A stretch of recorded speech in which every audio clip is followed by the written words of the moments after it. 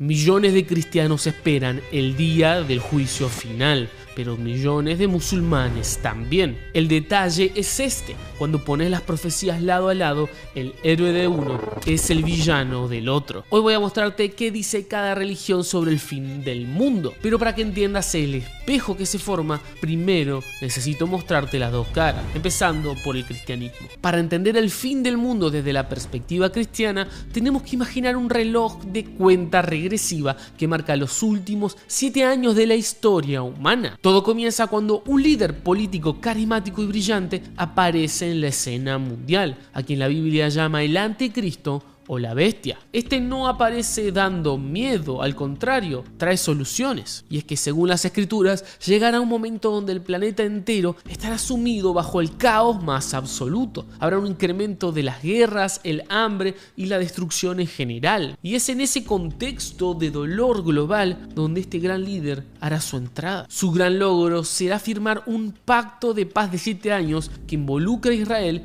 y a muchas naciones, logrando una estabilidad en la región que nadie más pudo conseguir. Durante la primera mitad de este periodo, unos 3 años y medio, el mundo vivió una falsa paz y prosperidad bajo su gobierno. Pero justo a la mitad de estos 7 años, el líder se quitará la máscara, romperá el pacto de paz, entrando en el templo de Jerusalén y cometiendo lo que Jesús mismo llamó la abominación desoladora, que es lisa y llanamente declararse Dios a sí mismo y exigir adoración mundial. Aquí entra en juego su socio, el falso profeta, un líder religioso que hará milagros engañosos y que obliga a la humanidad a adorar al anticristo mediante un sistema de control económico, la famosa marca de la bestia de la que hablaremos más adelante. Esto desata los últimos 3 años y medio de su gobierno, de este pacto, conocidos como la Gran Tribulación, el periodo más oscuro de la historia. Por un lado, el mundo sufre juicios divinos, desastres naturales, colapsos económicos, y por el otro, el anticristo comienza a perseguir brutalmente a los creyentes que se niegan a adorarlo. Pero todo culmina en la batalla de Armagedón. Allí, las naciones se reúnen para destruir lo que queda de Israel. El mundo está al borde de la aniquilación total y es justo en ese momento crítico donde ocurre el evento final,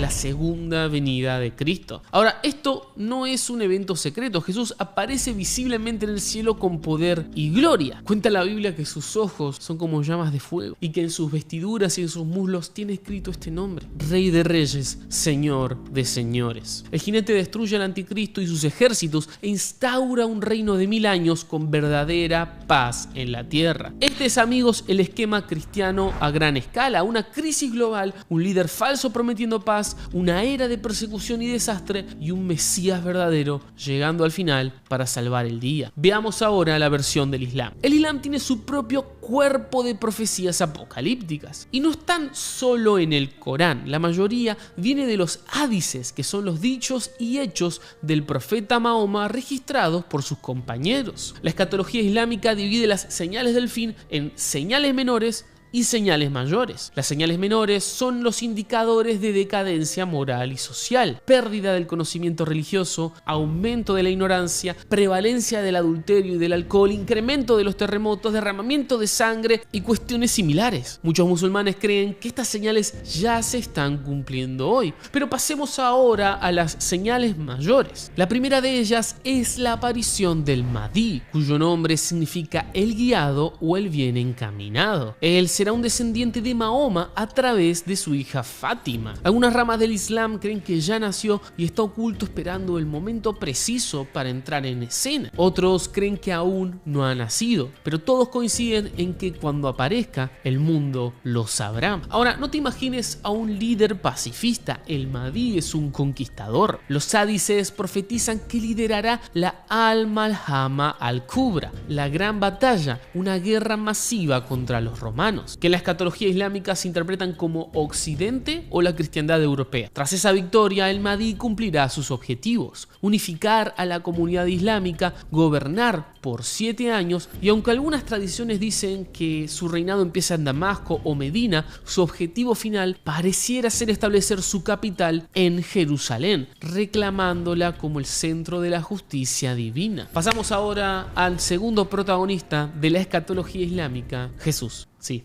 Jesús. El regreso de Jesús es una doctrina central en el Islam, pero su rol es muy diferente al del Jesús cristiano. Isa no es Dios, tampoco es el Hijo de Dios, es un profeta. Anoten esto. Profeta que regresará para ayudar al Mahdi. Los hadices dicen que descenderá en el minarete blanco al este de Damasco, Siria, apoyado en 2 ángeles. Su misión es específica, buscará corregir a sus seguidores históricos, rompiendo en público la cruz, simbolizando el final del cristianismo como religión y declarando que él nunca fue crucificado ni tampoco fue Dios. Además, restaurará la ley ritual estricta, prohibiéndole a todo el mundo, por ejemplo, criar o comer cerdos. Pero lo más crucial que hace Jesús en la escatología islámica es abolir la jizya. La jizya es el impuesto que los no musulmanes pagan para vivir protegidos bajo gobierno islámico. Al abolir este impuesto, Isa está enviando un mensaje final: se acabó la tolerancia religiosa. ¿Por qué? Bueno, la teología islámica dice que esto no es una imposición tiránica, sino una consecuencia lógica de los hechos. Si Jesús físicamente presente en la tierra habla la verdad, entonces ya no hay nada más que discutir. Ya no se requiere fe para creer, porque la evidencia es palpable. Ante la presencia innegable de un profeta de Dios, mantener otra religión ya no es una opción. Es una negación obstinada de la realidad. Por lo tanto, quedan solo 2 caminos: Islam o la espada. Mientras cumple estas misiones, Jesús estará subordinado al Mahdi, orando detrás de él y validando su liderazgo. Pero para completar la visión islámica nos hace falta un tercer protagonista, que en este caso es un antagonista, el villano de esta historia, el Dajjal. Su nombre significa literalmente el engañador o el impostor Mesías. Según la profecía, será un hombre joven, de complexión rojiza, cabello rizado y ciego del ojo derecho, que parece una uva flotante. Tendrá escrito en su frente las letras KFR, que significan kafir, infiel. Tendrá control sobre la lluvia y la vegetación. Ahora, más allá de sus poderes, lo interesante es el rol que tiene en la historia, porque primero dirá ser un profeta, luego dirá que es el Mesías y finalmente se proclamará Dios y exigirá adoración. Un verdadero engañador, pero ¿a quiénes engañará? Bueno, los hadices son específicos. Será seguido por mujeres, beduinos y fundamentalmente por judíos. El Dajjal causará caos mundial, pero no prosperará. Cuando Jesús, Isa, lo localice cerca de la puerta de Lud en la actual Israel, ni siquiera habrá combate. Ante la presencia del verdadero profeta, el Dajjal comenzará a disolverse como la sal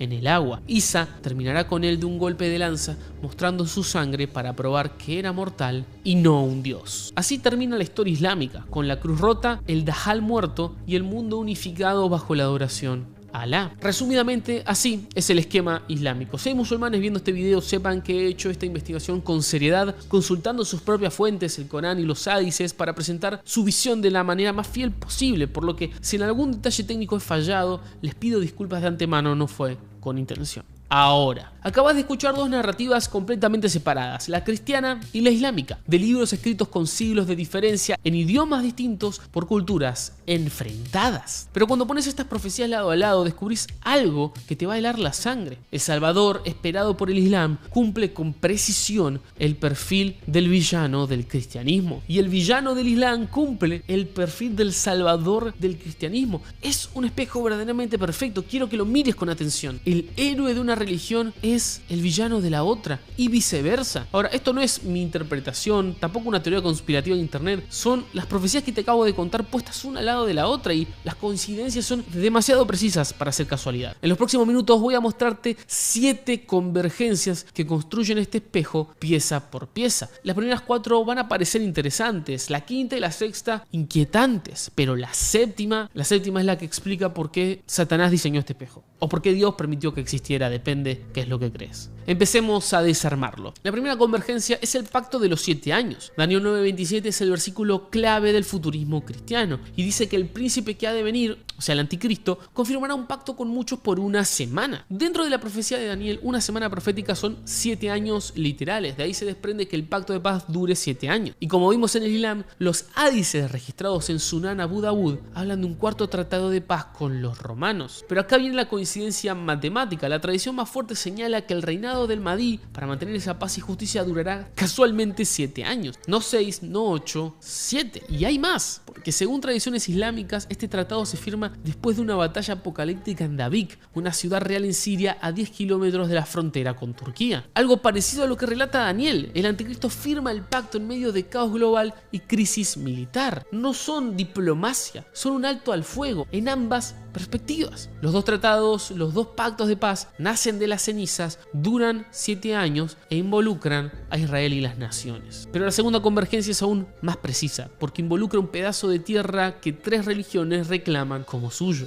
Jerusalén. Veamos primero lo que dice el cristianismo. Segunda de Tesalonicenses 2:4 dice que el anticristo se sentará en el templo de Dios en Jerusalén, mostrándose a sí mismo como Dios. En el Islam se dice que el Mahdi gobernará el mundo desde Jerusalén, llamada Al-Quds en árabe, y según tradiciones islámicas específicas, orará en el monte del templo. Esto es curioso porque ambas profecías requieren control sobre el mismo pedazo de tierra, el corazón de Jerusalén, el monte del templo, el lugar más disputado del planeta. Pero fíjate en este detalle crítico: para que el anticristo se siente en el templo, como dice la Biblia, el templo debe existir, y hoy no existe. Fue destruido en el año 70 después de Cristo. En su lugar está la mezquita Domo de la Roca, el tercer lugar más sagrado del Islam. Entonces, cuando aparezca el anticristo para los cristianos, el templo debería estar construido. ¿Pero cómo? Bueno, probablemente a través del Tratado de Paz de 7 años que acabamos de ver. Un tratado que permita una solución compartida en el monte. Y acá está la trampa profética. Cuando ese líder, sea quien sea, rompa el tratado de los 3 años y medio y entre al templo proclamándose por encima de todas las religiones, un bando dirá que estas son las profecías cumpliéndose, mientras que el otro dirá exactamente lo mismo, solo que están hablando de profecías opuestas. En internet, en muchos lugares, ambos dirán: lo sabíamos y estaba escrito, aunque al revés. Mismo monte, mismo templo, mismo trono, pero acá es donde el espejo se vuelve funcional, porque la tercera convergencia no es un lugar, es un sistema completo: los tiempos y la ley. En la Biblia, Daniel 7 advierte que el anticristo pensará en cambiar los tiempos y la ley, cambiando estructuras temporales y legales fundamentales del orden mundial. En el Islam,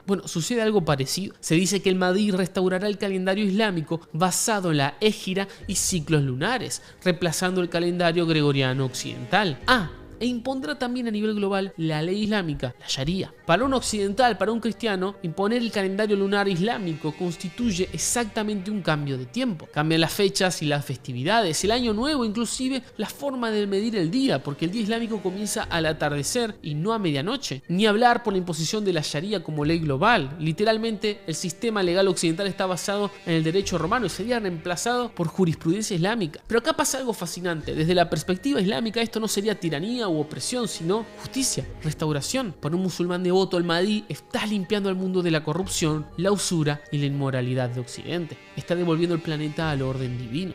Daniel, en capítulo 7, verso 25, predice que la bestia hará exactamente esto: cambiar la ley y los tiempos. Y el mundo lo celebrará, no porque amen el cambio, sino porque creerán que por fin ha llegado alguien capaz de poner orden al caos. Hasta el momento, las convergencias son sistemas abstractos, tratados, leyes, lugares, pero lo que viene ahora es algo muy tangible y visible, algo que involucra nuestro cuerpo, y aquí es donde muchos empiezan a sentir que estas coincidencias no son tales, porque llegamos a la marca. Apocalipsis 13, versos 16 y 17 describe cómo será el sistema de la bestia: y hacía que a todos, pequeños y grandes, ricos y pobres, libres y esclavos, se les pusiese una marca en la mano derecha o en la frente, y que ninguno pudiese comprar ni vender sino el que tuviese la marca. Hemos hablado mucho de esto en el canal, pero veamos qué dice el Islam. En un califato estricto bajo el Mahdi, la participación económica estaría condicionada a la lealtad religiosa. Quiero que entiendan lo que esto implica. Históricamente, los no musulmanes que vivían en países islámicos podían pagar la yiza, un impuesto de protección que les permitía comprar y vender bajo el gobierno islámico. Pero como vimos, Isa abolirá la yiza, eliminando esta opción. La función de ambos sistemas es idéntica: una declaración pública de sumisión religiosa como requisito para participar en la economía. De hecho, los militantes islámicos históricamente han usado bandas en la frente o el brazo derecho con el yayada, con la declaración de fe islámica o con el nombre de Dios. El Apocalipsis dice que la marca, esa señal externa de que estás adorando a la bestia, específicamente va en la frente o en la mano derecha. Los mismos dos lugares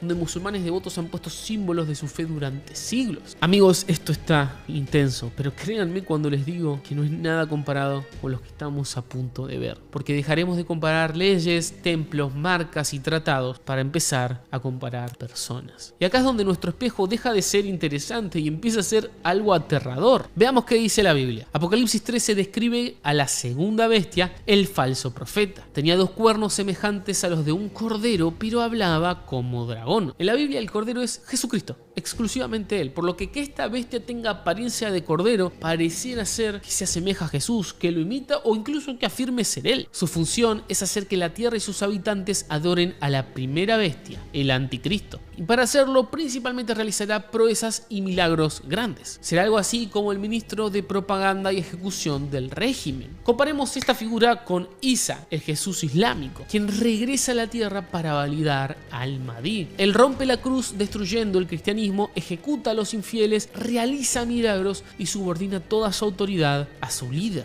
Ahora quiero que imaginemos por un segundo el impacto de esto a nivel global. ¿Qué podría ser más efectivo para causar una apostasía masiva del cristianismo que alguien que se parezca a Jesús pero que niegue todo el evangelio? El falso profeta bíblico y el Isa islámico no solo se parecen, tienen funciones casi idénticas, porque además de todo lo que vimos que hacen, ambos implementan el sistema de control. Ambos tienen esta apariencia de líder religioso, pero sirven al líder mundial, político. La diferencia es que para los musulmanes, Isa es el héroe que restaura la verdad, pero para los cristianos es el engañador supremo. Y si Isa cumple el rol del falso profeta, entonces el líder que Isa valida debería cumplir el rol del anticristo. Y acá es donde entra la sexta convergencia que cierra el espejo, el jinete del caballo blanco. Apocalipsis 6.2 describe el primer sello del juicio. Y miré, y he aquí un caballo blanco, y el que lo montaba tenía un arco, y le fue dado una corona, y salió venciendo y para vencer. Los futuristas han identificado a este jinete como el anticristo al inicio de su carrera, que no llega con violencia, sino como un conquistador diplomático, un pacificador. Es lo que representa de alguna manera el caballo blanco. ¿Pero qué dice el Islam sobre el Mahdi? Bueno, algunas tradiciones recogidas por Ka'b al-Ahbar describen al Mahdi montando un caballo blanco cuando aparece públicamente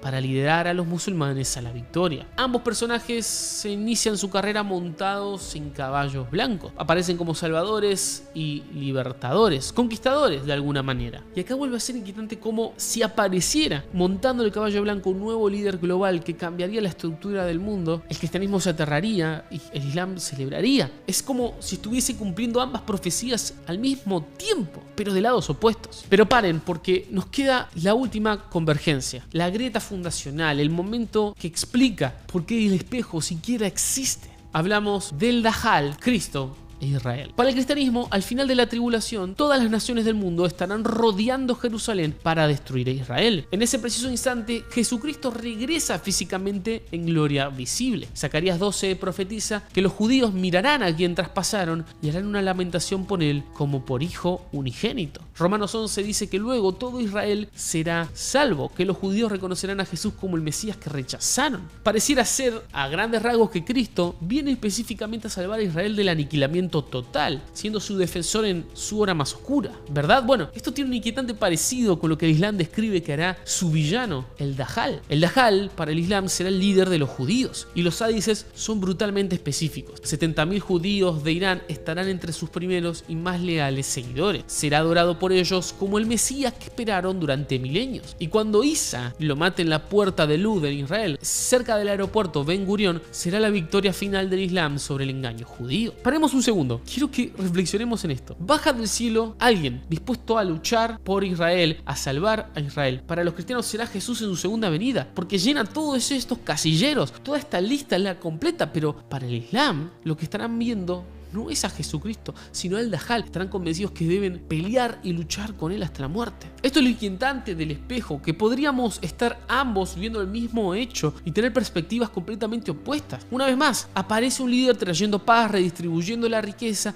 y llenando la tierra de justicia y equidad. Los cristianos van a ver esto como una falsa paz y dirán que es el anticristo, rechazando a este líder. Pero el Islam estará aplaudiendo porque es exactamente lo que ha estado esperando y entiende que quien se oponga a esto está siendo engañado. Es como si este espejo estuviese diseñado para generar un conflicto inevitable. Un espejo perfecto entre Mahdi y el anticristo, Isa y el falso profeta, y el Dajjal con la segunda venida de Cristo. Amigos, realmente estudiando este tema he quedado en shock. Porque al parecer más temprano que tarde, un hombre carismático firmará un tratado de paz de 7 años que involucrará a Israel y a sus vecinos, trayendo estabilidad a Medio Oriente. Será celebrado como un líder que la humanidad necesita y en ese momento millones de musulmanes dirán: es el Mahdi, la justicia ha comenzado, Alá está cumpliendo su promesa, mientras millones de cristianos dirán: esto es el anticristo, la tribulación comenzó, hay que cuidar la fe. Uno de los dos bandos estará adorando al enemigo sin saberlo, y cuando ese líder exija adoración y exclusividad en su religión, ya no habrá neutralidad posible. Cada persona del planeta tendrá que elegir.